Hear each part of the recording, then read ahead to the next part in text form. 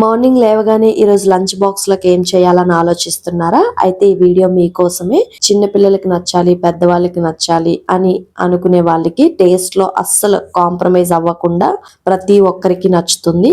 అలాగే చాలా ఫాస్ట్ గా అయిపోవాలి అనే వాళ్ళ కోసం ఈరోజు మన కిచెన్ లో పర్ఫెక్ట్ లంచ్ రెసిపీ అయితే చూపిస్తున్నాను. అందరికీ ఎంతో ఇష్టమైన నోరూరించే పొటాటో రైస్ ఈరోజు ఎలా చేయాలో చూపిస్తున్నాను.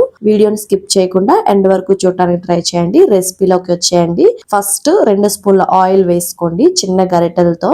ఆ తర్వాత ఆలుని ఈ సైజ్ లో కట్ చేసుకుని మొత్తం ఆలు అయితే వేసుకోండి. సైజ్ ఈ విధంగా ఉండేటట్టు చూసుకోండి. లో ఫ్లేమ్ లో పెట్టి ఫ్రై చేసుకోండి. పొటాటో అనేది మంచిగా మగ్గటానికి కొంచెం పసుపు అలాగే సాల్ట్ వేసుకోండి. మెత్తగా మంచిగా మగ్గుతుంది, త్వరగా కూడా మగ్గుతుంది సాల్ట్ వేసుకోవటం వలన. ఇలా మగ్గిన తర్వాత పక్కకైతే తీసుకోండి. 95% కుక్ అయిపోతే సరిపోతుంది.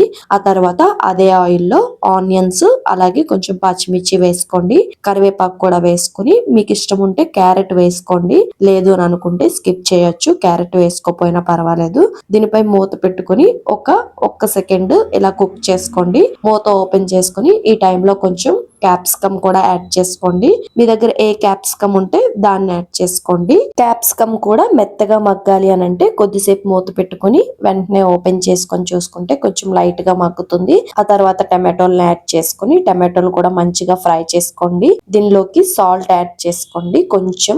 ఇప్పుడు మంచిగా మగ్గుతాయి. ఆ తర్వాత అయితే దీనిలోకి వేడి వేడిగా వండుకున్న రైస్ నైతే యాడ్ చేసుకోవాలి. రైస్ ని యాడ్ చేసుకునే ముందు రైస్ కుక్ చేసుకునేటప్పుడే కొంచెం సాల్ట్ అలాగే కొంచెం ఆయిల్ వేసుకుని కుక్ చేసుకుంటే పొడి పొడిగా రైస్ కుక్ అవుతుంది. ఆ విధంగా కుక్ చేసుకుని కొంచెం చల్లారిన తర్వాతే యాడ్ చేసుకోండి రైస్ ని. అప్పుడే పొడి పొడిగా ఈ రైస్ అనేది ఉంటుంది. రైస్ వేసుకున్నాక మొత్తం ఈవెన్ గా ఒక్కసారి అయితే కలుపుకోండి. దీనిలోని మనం ఆల్రెడీ ఫ్రై చేసి పక్కన పెట్టుకున్న పొటాటోని కూడా యాడ్ చేసుకోండి. అలాగే మీకు కారం ఉప్పు అన్ని సరిపోయాయో లేదో ఈ టైంలో చెక్ చేసుకోండి. పొటాటో వేసుకున్నాక మొత్తం అంతా ఒక్కసారి అయితే ఇలా కలుపుకోండి. కారం సాల్ట్ సరిపోకపోతే దాన్ని కూడా ఈ టైంలోనే యాడ్ చేసుకొని మళ్ళీ ఒక్కసారి అయితే కలుపుకోవాలి.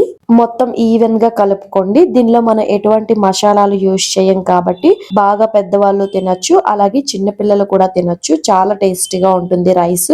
పొటాటో అంటే ఎవరికి ఇష్టం ఉండదు, అందరికీ ఇష్టమే. అలాంటి వాళ్ళ కోసం ఇలాంటి రైస్ చేసి పెడితే ఇష్టంగా తినేస్తారు. లంచ్ బాక్స్ ఈజీగా ఖాళీ అయిపోతుంది. బ్యాచిలర్స్ అలాగే వంట రాని వాళ్ళు కూడా ఈజీగా చేసుకునే రెసిపీ. ఇలాంటి మంచి రెసిపీని మిస్ అవ్వకుండా చూడండి. టేస్ట్ అయితే చాలా బాగుంటుంది. మీరు కాంప్రమైజ్ అవ్వాల్సిన అవసరమే లేదు. ఇలా వేడి వేడిగా చేసుకుని ఒక ప్లేట్ లోకి సర్వ్ చేసుకుని లెమన్ కూడా పిండుకొని తింటే కాంప్రమైజ్ అవ్వాల్సిన అవసరమే లేకుండా మొత్తం ప్లేట్ ఖాళీ అయిపోతుంది. అంత టేస్టీగా ఉంటుంది రైస్ రెసిపీ. ట్రై చేసి ఎలా కుదిరిందో కమెంట్ చేయండి.